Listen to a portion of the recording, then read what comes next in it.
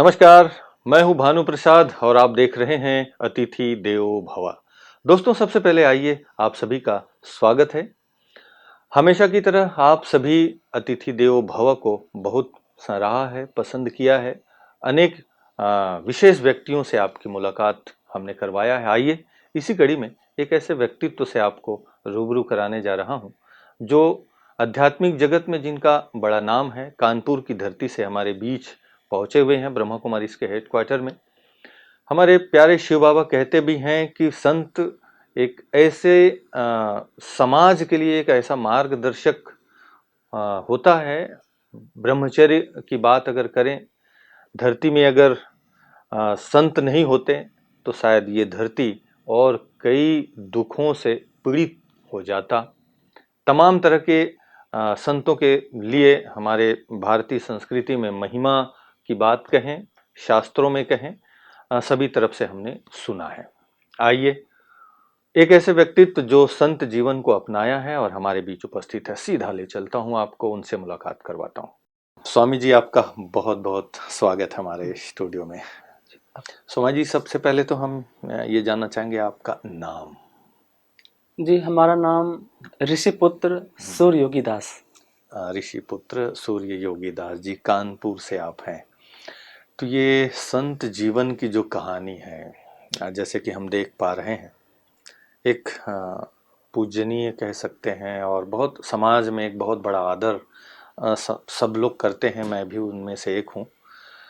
ये जीवन को आपने अपनाया है, ये संकल्प कब से और अभी तक की यात्रा के बीच की कुछ कहानी पहले हम सुनना चाहेंगे।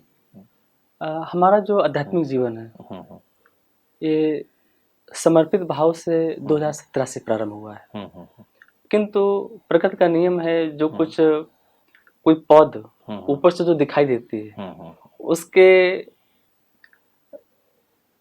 अंतराल में जाएंगे, गर्भ में जाएंगे, तो पहले बीज का अंकुरण होता है, पहले बीज गलता है, बराबर भाव भूमिका बनती है, तत्पश्चात वो अंकुरित होता है और फिर वृक्ष के रूप में हमें दिखलाई देता है। तो ऐसे ही कुछ हमारी भी स्थिति रही है कि हमारी माता जी गायत्री परिवार से जुड़ी रही, उनका संस्कार रहा और स्वाध्याय के माध्यम से वो भाव, वो प्रेरणा, वो ज्ञान, कुछ प्रेरणा देने वाली कहानियाँ, प्रेरक कहानियाँ, उनको हम अध्ययन करते रहे और भाव भूमिका बनती गई।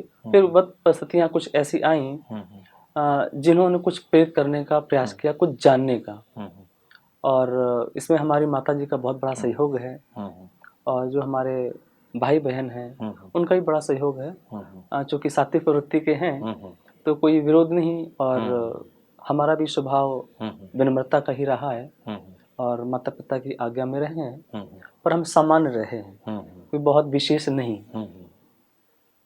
और कुछ भी कार्य करते रहे हैं तो सोच विचार करके, और हमारा जो बैकग्राउंड रहा है पहले का पृष्ठभूमि वो कुछ राजनीतिक रही है। तो ऐसा हुआ कि ये जानना चाहा कि वाकई में सुना तो बहुत कुछ है कि भगवान इस प्रकार के हैं, ईश्वर ऐसे हैं, कुछ कार्य इस प्रकार का होता है, और बहुत सारी अलौकिक घटनाओं को, चमत्कारों को, और कुछ बहुत अलंकारिक शिक्षाएं हैं हमारे उस पुराणों में और हमारी पूजा पद्धति में, जो आज के समय में विवेक के आधार पर उपयुक्त नहीं बैठती हैं। तो देख रहे हैं कि आज हमारा जो धर्म है वो बहुत उच्च अवस्था में नहीं है। कई प्रकार की कंफ्यूजन है ना। एक सत्य राह कहें, जितने लोगों से या जितने धर्म के लोगों से मिले तो कहीं कहीं जी बहुत बिखराव है, टकराव है। धर्म तो एक ही है, सभी ने उंगली करके ऊपर की ओर दिखाया है, पर ऐसी विकृति कि हम छोटे छोटे संकीर्ण मानसिकताओं में विभक्त हो गए। तो ये विचार हमको ऐसा होता रहता था, तो उसको जानने के लिए कुछ चुनाव का कुछ का समय था, उससे कुछ थकान हो गई थी। उसको घूमने के उद्देश्य से हम शांति कुंज हरिद्वार पहुंचे और फिर वहां से रास्ता ऐसा आगे का प्रशस्त होता चला गया। कुछ अच्छा लगा कि कुछ यहाँ से रास्ता कुछ ऐसा निकल सकता है कि समाज की और राजनीति की और अध्यात्म की ये सब कड़ियाँ जुड़ी हुई आपस में। आज के समय में राजनीति ने सारी चीजों को अपनी छत के नीचे ले लिया है कि इतना बड़ा यदि हम छाता उसको माने तो सारी चीजें उसके नीचे में आ जाती हैं छत्र छाया में। मैंने बोलबाला उनका ज्यादा हो गया है। इस समय वर्तमान में तो ऐसा है कि बड़ा प्रभावी है। हाँ हाँ। उसी की जिज्ञासा जो है हमको आध्यात्मिक क्षेत्र की ओर ले आई, और ये हमारा सौभाग्य है कि इस क्षेत्र में हम आए। तो ये कुछ हमारा प्रारब्ध रहा होगा, क्योंकि संपन्नता को छोड़ करके इस क्षेत्र में बढ़ना, जहाँ पर बहुत अप्रत्याशित अभावों को, समस्याओं को, मूलभूत आवश्यकताएं बहुत सारी होती हैं, उनका भी सामना करना पड़ता है। मार्ग कठिन है। ये बिना स्पिरिचुअल पावर के पॉसिबल है नहीं, अंदर में जो आप अब ऐसा कहा जाता है, और ठीक भी है, अभी सुना है जो है महात्माओं से, महात्मा 4 प्रकार के होते हैं। जब आध्यात्मिक क्षेत्र में आएंगे तो 4 प्रकार के प्रभावों से ही उनको माना जाता है। पहला है अभाव से। तो बहुत सारे ऐसे लोग हैं जो मूलभूत जो जीवन है उस जीवन में बड़ा अभाव है उनका। सीधा सीधा कहें कि खान पान को लेकर के, हाँ, मकान नहीं है रहने को ठीक से, खाने पीने के लिए रोटी नहीं है, और फिर सब कुछ साधन जो चाहिए वो नहीं है, तो अभाव थे, चलो संत बन जाए, ये भाव आ जाता है कई बार। जी जी। और कुछ कार्य नहीं कर पा रहे हैं, अपने आप को हम प्रतिष्ठित नहीं कर पा रहे, तमाम प्रकार की बातें उसमें भी शामिल हैं। तो सबसे अच्छा है, ठीक है। दूसरे प्रकार के हैं दबाव से, जो कि धन संपन्न होते हैं, और कुछ वक्त परिस्थितियां ऐसी आती हैं, पारिवारिक समस्याओं के लिए, व्यक्तिगत समस्याओं को, स्वास्थ्य को लेकर कह लीजिए, संबंधों को लेकर कह लीजिए, या व्यापारिक क्षेत्रों को लेकर के दिवालियापन हो गया है, या ऐसी बीमारी लग गई है कि अब जीने की इच्छा नहीं कर रही, और कुछ राह नहीं दिखाई दे रही। बहुत सुंदर, बहुत सत्य घटना, एक सत्य अनुभव आप बता रहे हैं एक प्रकार से। पहला आपने बताया अभाव से, दूसरा क्या कहा आपने? दबाव से। दबाव से, हाँ ठीक। तो ये परिस्थितियां ऐसा दबाव वातावरण के माध्यम से प्रस्तुत करती हैं। तो कोई व्यक्ति सामने से जा रहा हो और उस रास्ते पे नहीं जाना है, तो छोटा बच्चा हो तो कान पकड़ करके इधर से जाना है। ये परिस्थितियां, ऐसा दबाव आता है जीवन में। धन संपन्न लोग हैं और एक उनके जीवन में बड़ा बड़ा परिवर्तन आ जाता है, तो ऐसा भी है। तीसरे प्रकार के लोग हैं प्रभाव वाले, जो महात्माओं का, साधु संतों का प्रभाव देख करके कि भाई महात्मा जी का तो बड़ा अच्छा है, बड़ा नाम है, और कुछ काम भी विशेष नहीं करना पड़ता, खाने पीने को भी अच्छा मिलता है, और दान दक्षिणा भी मिलती है।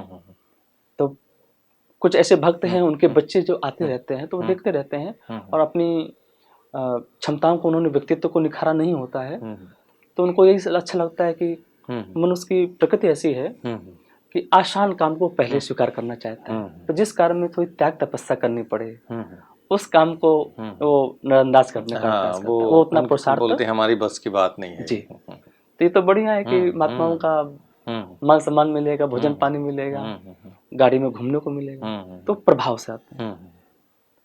और चौथे हैं जो स्वभाव से आते हैं। वाह, क्या बात है। जो स्वभाव से आते हैं वो सब कुछ त्याग करके आते हैं, और वास्तव में भगवान को पाने के लिए आते हैं कि आखिर ईश्वर है क्या, परमेश्वर है कैसा, और काम कैसे करता है, क्या है उसका पूरा, एक जानने की जिज्ञासा।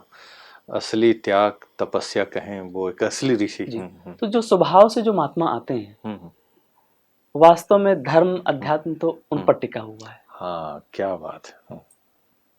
और बाकी लोग हैं, ठीक है, ये प्रकृति की व्यवस्था है, क्योंकि हम ऐसा कुछ कर बना नहीं सकते, तो ये प्रकृति की व्यवस्था है। कुछ उनका हम लोग जन्म जन्मांतर के प्रारब्ध मानते हैं कि बहुत सारे पुण्य इस प्रकार के होते हैं जिनसे तय होता है कि माता पिता कौन तय होंगे, भाई बहन कौन तय होंगे, और धर्म पत्नी कौन बनेगी, कौन सी जीवात्मा बनेगी, ये ऐसा विधान सिस्टम है।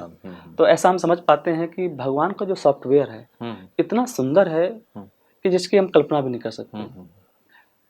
कि जैसे कि 1 करोड़ रुपए हो, तो बहुत से लोगों को हमने देखा है कि यदि 1 करोड़ रुपए दे दिया जाए क्या करेंगे।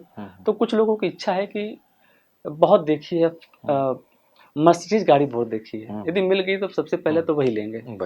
हाँ। तो भाई मर्सिडीज गाड़ी ले लेंगे तो 60-70 लाख रुपए की आएगी, और उसको खड़ा भी करना है तो जगह भी चाहिए, तो 30-40 लाख में जगह मिलेगी या कुछ और मिल जाएगा, तो 1 करोड़ तो यूं ही चला जाएगा।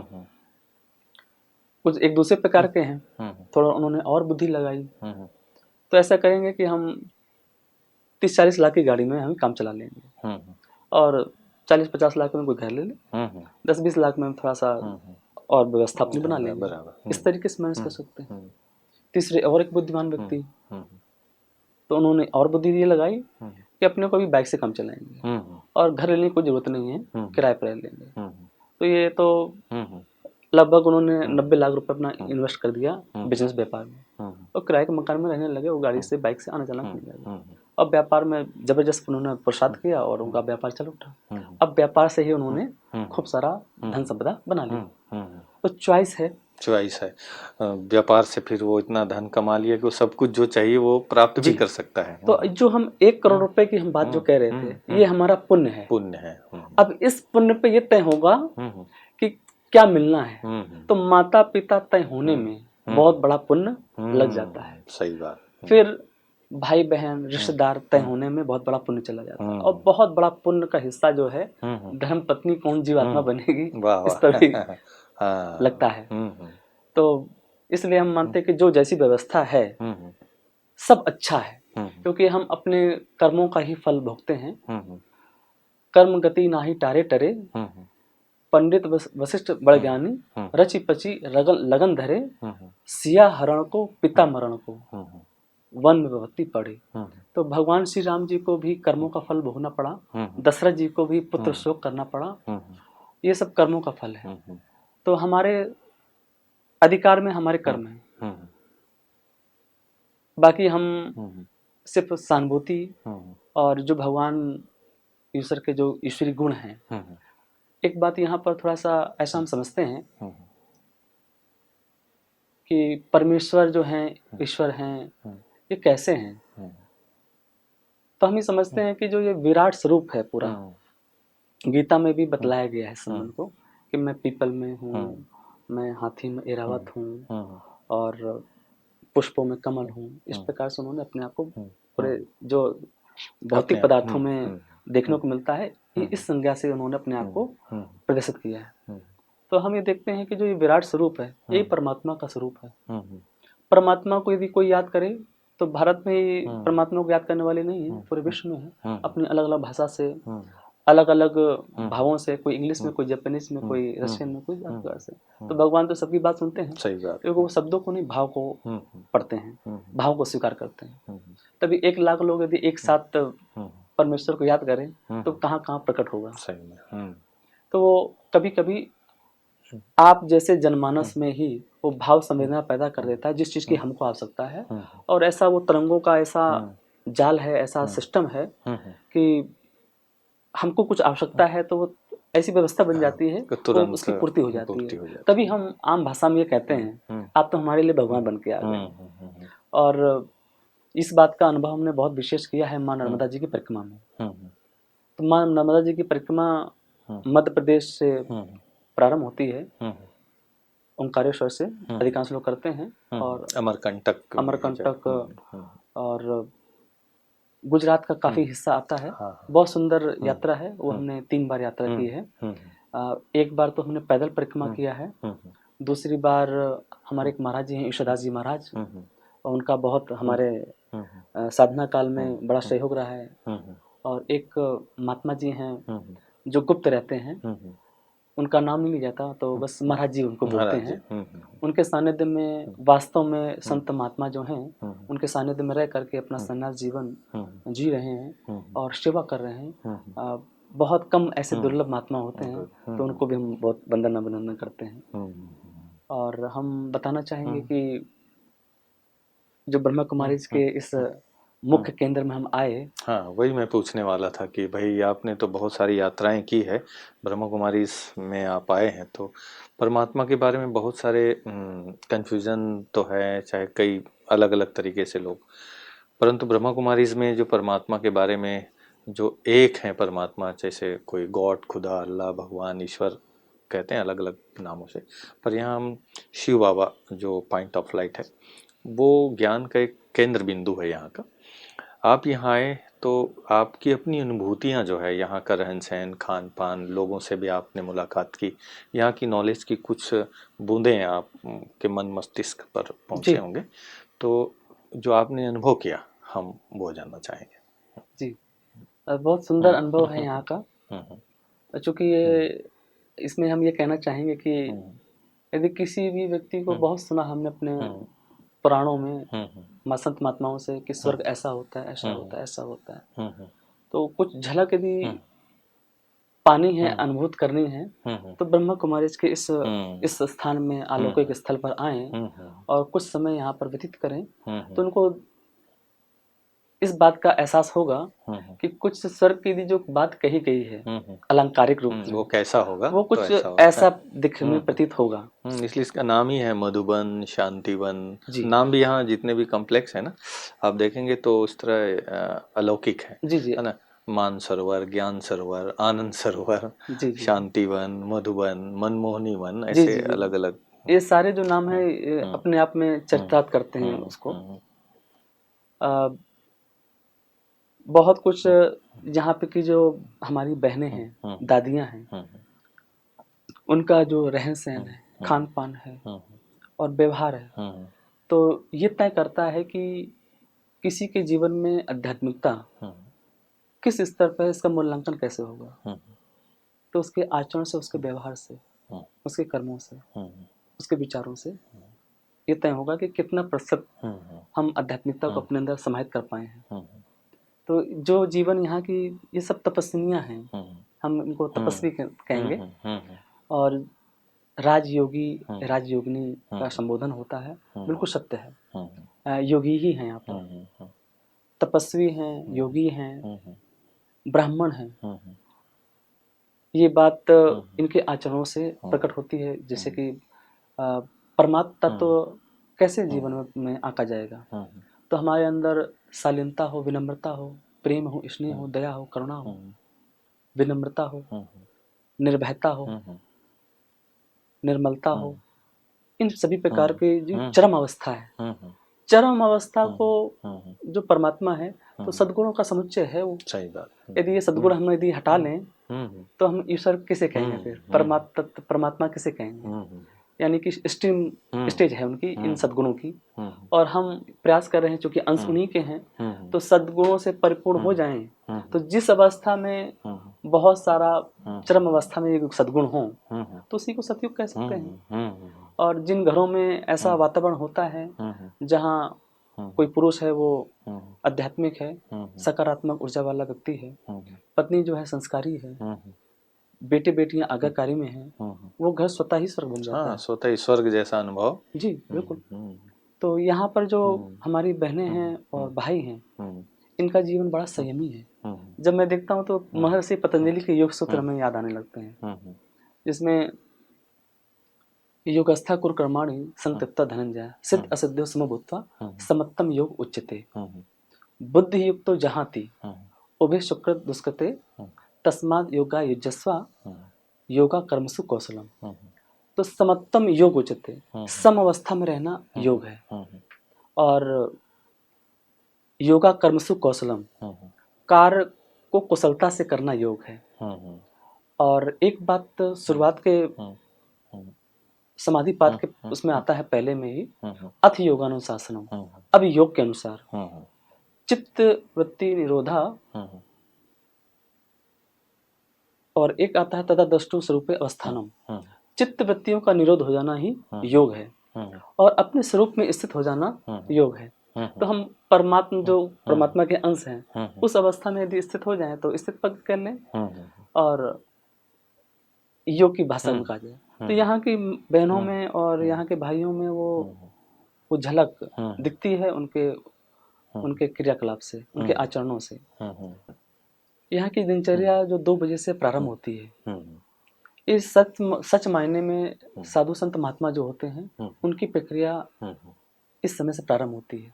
क्योंकि हमने भी साधना किया है तो 2 बजे का जागरण होता था, और स्नान ध्यान करके फिर अपनी साधना में बैठने का। तो यहाँ पर देखा तो बहुत अच्छा लगा, और हम लोग ध्यान करते हैं, यहाँ पर भी ध्यान योग होता है। यहाँ स्वाध्याय करते हैं हम लोग, तो मुरली के रूप में स्वाध्याय ही होता है। तो हम लोग गीता का पाठ करते हैं या अन्य चीज शास्त्रों का अध्ययन करते हैं, उपनिषदों का अध्ययन करते हैं। उसमें भी परमात्म तत्व को जानने का प्रयास होता है, ब्रह्म तत्व को जानने का प्रयास होता है। वही बात यहाँ पर मुरली के रूप में होती है, पर थोड़ा सा आसान हो गया है, यहाँ पर सहज हो गया है। हाँ, सहज राजयोग है क्योंकि शास्त्रों को पढ़ना सभी के लिए इतना आसान सहज नहीं है, किंतु अपने जीवन में आध्यात्मिकता को यदि धारण करना है तो इस स्थान जो है बहुत आज के समय में बड़ा उपयुक्त, सर्वश्रेष्ठ, अलौकिक है। सभी लोगों को यदि जीवन को सफल बनाना है और सुख शांति से जीते हुए, कल्याण करते हुए यदि जीवन जीना है तो ब्रह्मा कुमारी का जो ये स्थान है, अलौकिक स्थल है, किसी भी शिविर के माध्यम से जुड़ें और अपने बच्चों को और खुद स्वयं इस ज्ञान से अभिपूरित करें, तो निश्चित रूप में हम किसी न किसी समय में, इस जन्म में नहीं तो अगले जन्म में, हम परम पिता शिव परमात्मा को उनसे अच्छा कनेक्शन हो ही जाएगा जरूर। और बहुत अच्छा लग रहा है आपके अनुभव सुन के।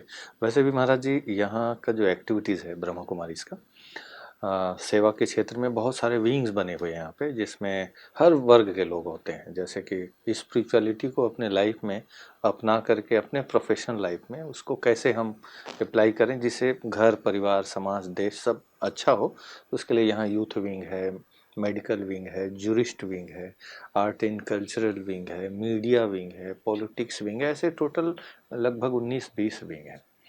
तो संस्था का मेन उद्देश्य ही है कि हर व्यक्ति के अंदर एक आध्यात्मिकता आए अपने फील्ड में, और उसके द्वारा वो समाज के लिए, देश के लिए कुछ अच्छा करें। महाराज जी, आप जैसे कि कानपुर से आए हैं, आपका जो आश्रम है, क्या नाम है आश्रम का? जंगलेश्वर धाम। जंगलेश्वर धाम की। तो वहाँ के एक्टिविटीज़ के बारे में बताएंगे कि क्या क्या एक्टिविटीज़ होती है वहाँ पर और किस तरह से आपका उसमें रोल होता है, अगर उस पर चर्चा करें। हमारे यहाँ जो भी नशे से पीड़ित होते हैं तो उनको योग के माध्यम से सुबह सुबह उनको योग प्राणायाम करा करके, स्वाध्याय के माध्यम से और औषधि के माध्यम से, जिसमें हमारी पत्तियों के माध्यम से जो वन औषधि रहती है उसके माध्यम से उनका हम चिकित्सा करते हैं। शाम को उनको फिर एक बार से सत्संग होता है और कुछ नृत्य होता है। भगवान ने सारी चीजों में रस डाल रखा है, जिसको जो रस लेना है वो ले लें। एक निंदनीय रस है, एक प्रशंसनीय रस है, और सभी प्रकार के रस हैं जिसमें जिसकी इच्छा हो और उस रस को ग्रहण कर ले।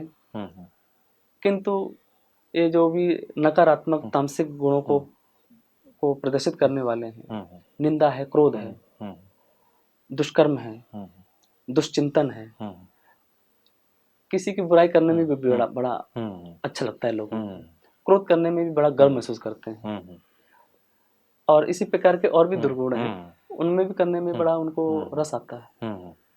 पर कर्म करने में हम स्वतंत्र हैं, कर्मण्येवाधिकारस्ते मा फलेषु कदाचन।